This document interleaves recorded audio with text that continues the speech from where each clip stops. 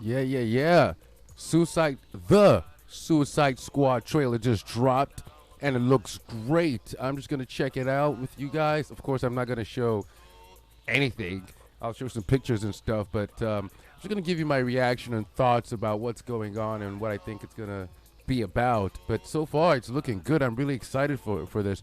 But that's not surprising. Is James Gunn? I'm a fan of James Gunn's sensibilities. Yeah, let's check it out.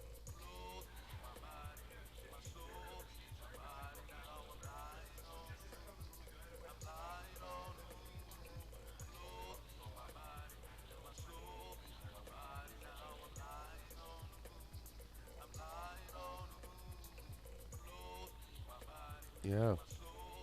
Yeah, it gets right into the humor. Yeah.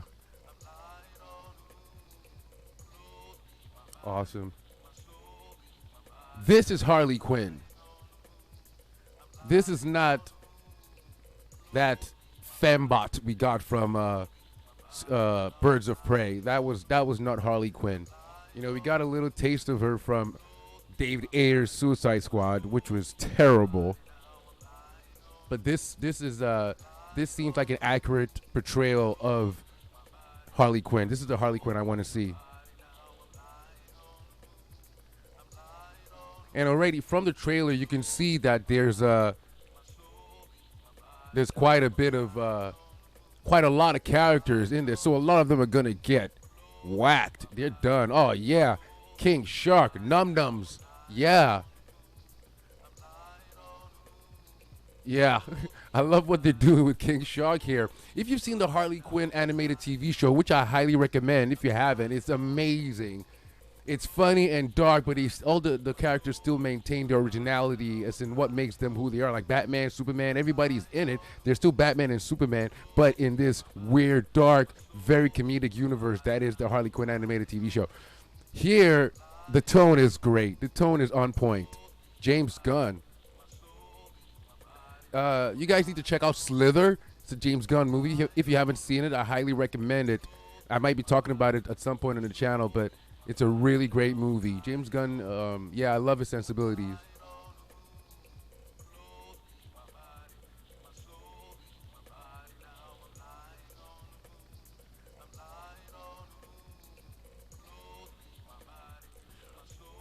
Oh yeah, King Shark killing it. Look at that.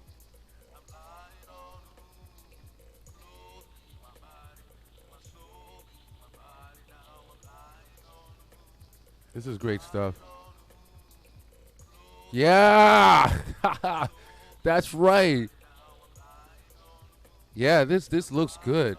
You know, I'm pretty tired of superhero stuff right now. It's hard to keep that fresh, but this feels great. I'll take this any day. This looks and feels right.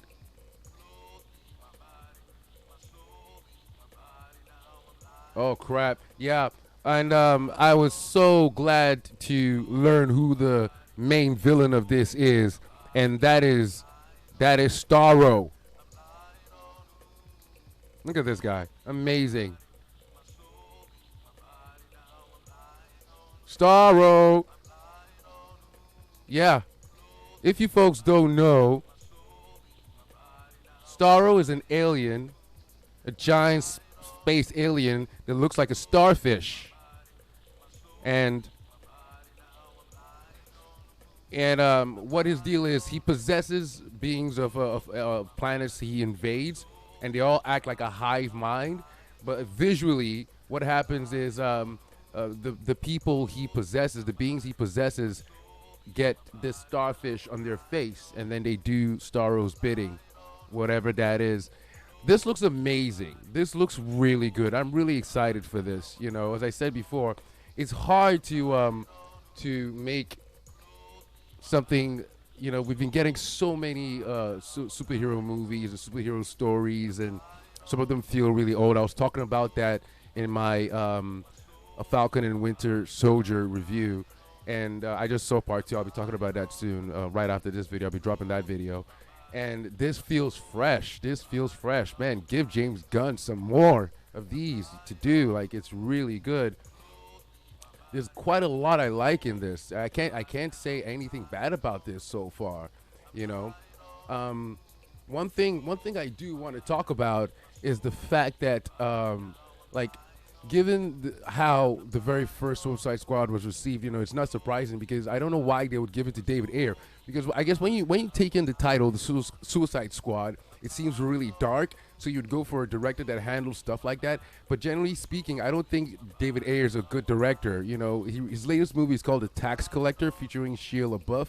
It is one of the most atrocious movies I've ever seen. I'll spoil it for you right now. Spoiler alert, if you're ever going to watch The Tax Collector, I really don't recommend you waste your life doing that. But it literally ends with the main character turning into the camera and staring at you after something horribly cringy he says. And it's supposed to be profound, I guess, in David Ayer's mind. That's profound. And he stares into the camera, and it's just totally bad.